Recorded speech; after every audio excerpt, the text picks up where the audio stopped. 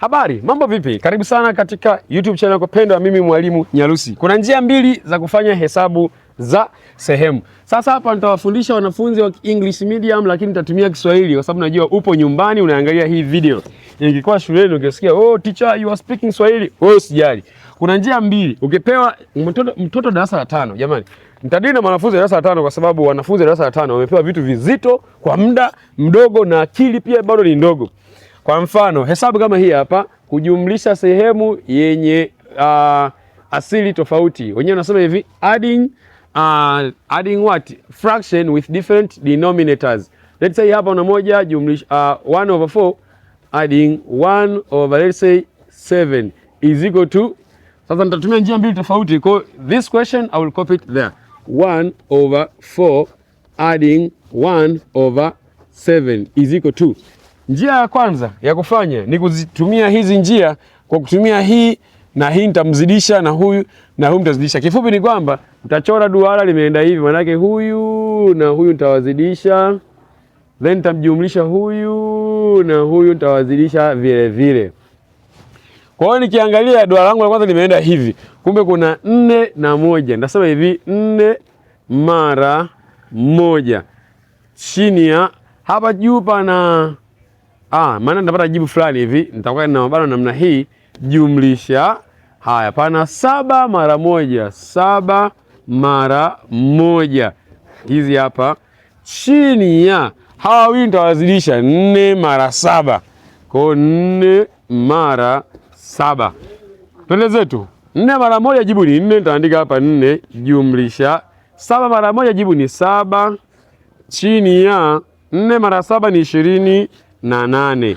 Hapa juu nitajumlisha kawaida, nitaenda hivi 4 jumlisha 7 ni ngapi? Ni 11. 11 kwa 28.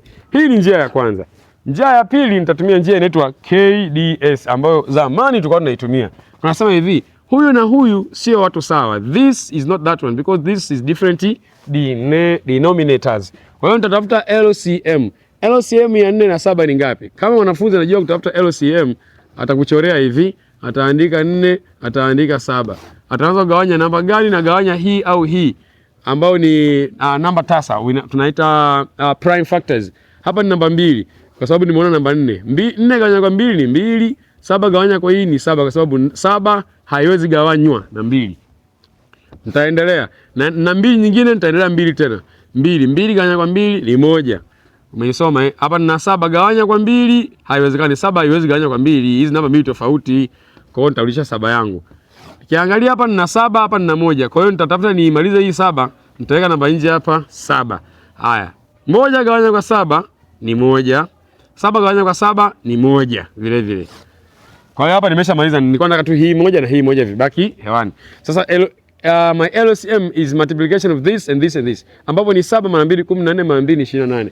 Kumbe hapa pana 28. Haya, 28 hii iliyoipata nitagawanya kwa huyu, nitazidisha na juu.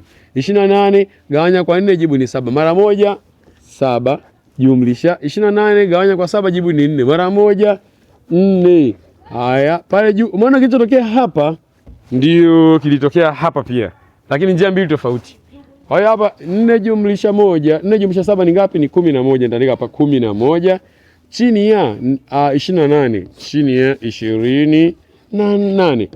Majibu hili na hili ni majibu sawa. Sasa wewe utachagua njia gani? Naona hii hapa ni shortcut rahisi, lakini kama mtoto wako ana kichwa chepesi, mwambie itumie hii. Hii hapa ni ndefu kidogo. Kama mtoto wako ana kichwa ambacho kinaweza ikasolve mambo mengi kwa muda mrefu, nataka pia stretch akili yake, mwambie atumie hii. Sasa kama kuna tatizo lolote lile, au kama wewe una mwanafunzi wako wa darasa la 5 na anasumbukana na haya mambo mawili, unamjua kumfuatilia, bila shaka ni Mwalimu Nyalusi. Nipo Facebook, nipo Instagram, nipo kila mahala. Jina ni Mwalimu Nyalusi. Sasa wewe mwache mtoto wako afuatilie TV, aelewe wakina Sharakani, asahau hesabu. Alafu akiseli umlaumu mwalimu. Bwana, ni vitisho vidogo vidogo. Usisahau kusubscribe. Mwalimu Nyalusi hapa. Bye bye. Aha, marahaba, vipi?